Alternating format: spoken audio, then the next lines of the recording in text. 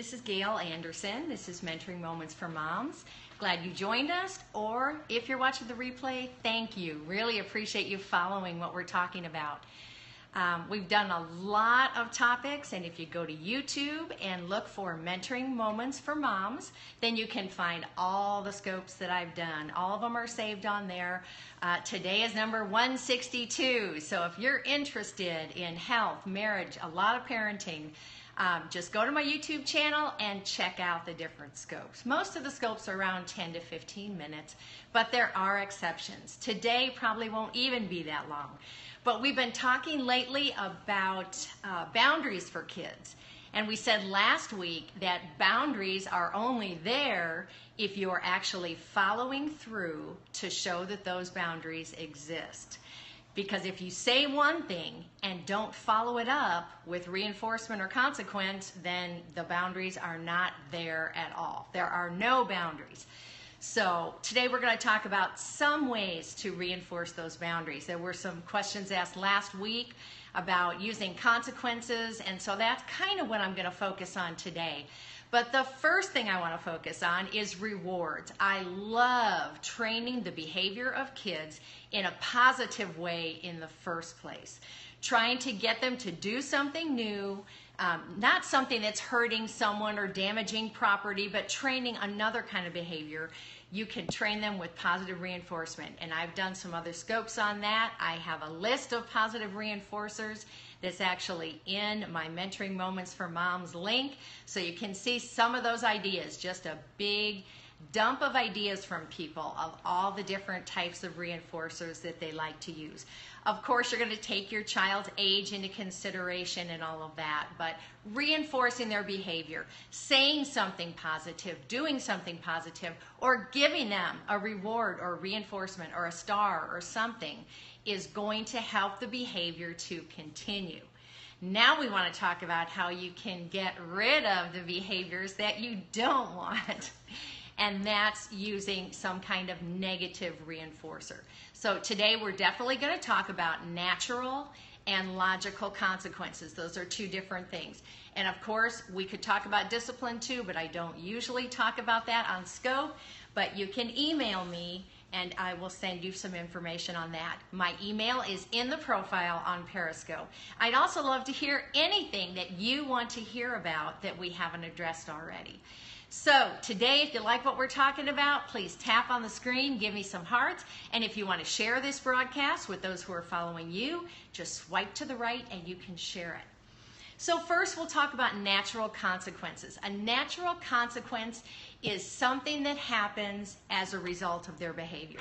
You don't have to do a thing but stand back and let it happen. So an example of that with a preschooler would be, he's standing there with a very fragile toy and you're saying, Johnny, don't throw the toy. We don't throw toys. And he throws it and it breaks. That is a natural consequence. You just stood out of the way and let it happen. But that's a little bit of a negative reinforcement for what he did. See, if I didn't throw it, then it wouldn't have broken. So it's really nice to just stand out of the way and let nature take its course. With a high schooler who forgets their homework, yes, we can rescue them. We can get in the car and drive over to school and give it to them. Or because a high schooler should be very responsible, we can stand out of the way, let them forget their homework, and take the consequences of their behavior. That is a teaching tool right there.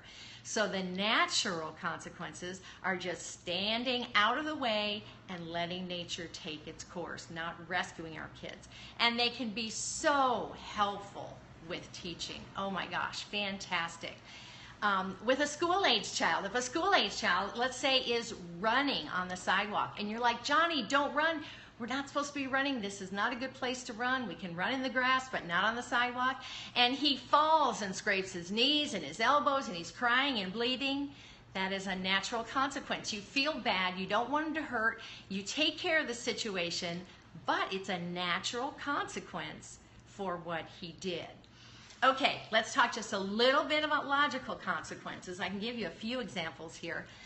A logical consequence is something that you kind of structure and you relate it to the situation. So if you've got a preschooler and he won't eat his lunch, he doesn't get a cookie. That is a decision that you've made because he didn't follow through with what he's supposed to do.